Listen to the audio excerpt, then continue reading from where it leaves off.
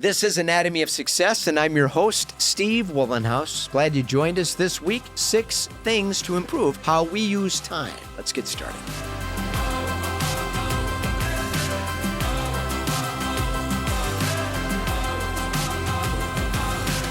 Welcome to Anatomy of Success, where each week we discuss topics relevant to my 4 tenets of equanimity, which are better health, healthy relationships, healthy intimate relationships, and more satisfying work. Now, I believe if we stay laser focused on these substantive areas of life, our happiness and our sense of satisfaction start to improve. Please subscribe to our YouTube channel and then subscribe to our audio podcast if you prefer to listen in your vehicle or on your phone. Head over to weatherology.com and grab the Weatherology mobile app. It is free, and you'll find me under About Us at the top of that page, links to my social media accounts. Now, success for me has always included achieving financial freedom, as I think it does for a lot of people, but also owning my time, which is a unique principle for many of us. Like so many ideas that get circulated indiscriminately, time management is a term that implies using time for the purpose of being more productive. If our relationship with time is contingent upon productivity, we spend less time cultivating purpose. Our focus is dedicated to getting more stuff done, not being fulfilled necessarily.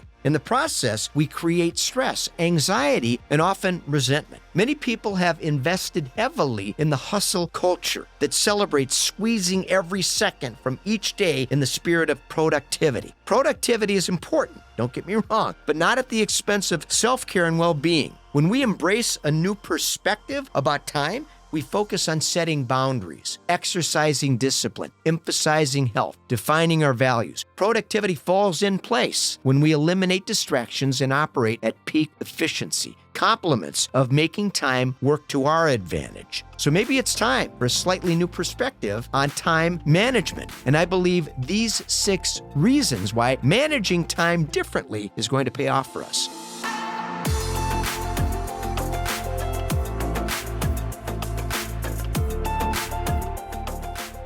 More. Many companies push people harder with the intention of extricating more. In the process, we burn people out and force good people to seek opportunities elsewhere. The research shows working more than 55 hours each week is counterproductive. It's ironic that many businesses expect people to be on call 24 hours a day and demand more, make deliverables. The primary objective, the number of hours people work, and people drift away from meaningful work. It becomes this arduous commitment. More isn't always the answer, my friends. Motivation. When people get married to the idea of needing more time to get things done, the pressure we create in the process depletes our motivation. New studies show time management techniques that are most effective long-term don't rely on willpower and effort. They become automatic. By establishing good routines and daily habits that support optimum work, we mitigate the need to depend on motivation as a tool for getting things done.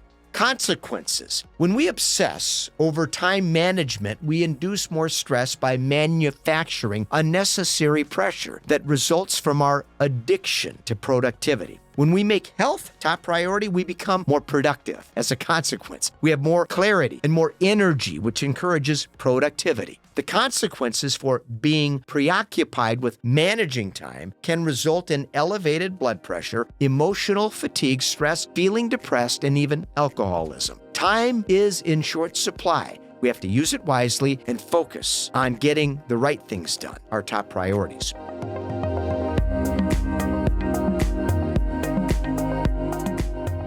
Shift. By focusing on using time as a tool for better health, productivity automatically starts to increase. Creativity, attitude, energy, and focus increase as well when we make health top priority. By making a shift in how we perceive time, we gravitate toward healthy choices that emphasize making time for things that elevate productivity instead of making room in our schedule to get more stuff done. Love. Now, many people are workaholics that labor incessantly to achieve success. They become addicted to their work, much like people become addicted to gambling. It's behavioral. Now, when work starts to become this obsession at the expense of better health, satisfying relationships or our relationship with time, it starts to become dysfunctional. It's a very slippery slope because workaholics receive praise, recognition, bonuses, promotions, which fuels that appetite. The problem, it also leads to burnout, emotional pain. We have to learn to love our work. That's the point here. And we will never work another day in our life.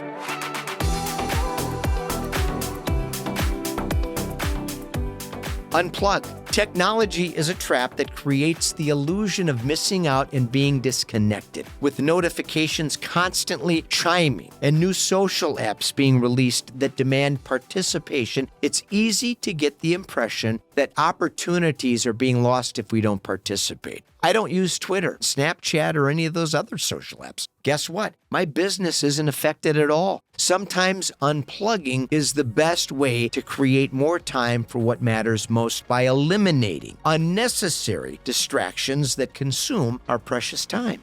So today's discussion, to reiterate, is about owning our time, not managing our time. And I think if we focus on some of these things, we can recreate a new relationship with time that's much more conducive to finding the success in life we desire. Not only financial success, but having the freedom to enjoy it in the process. Thanks for joining us. I'm Steve Wohlenhaus. This is Anatomy of Success. Come back next week. Until then, let's stay focused, let's stay positive, and let's stay optimistic.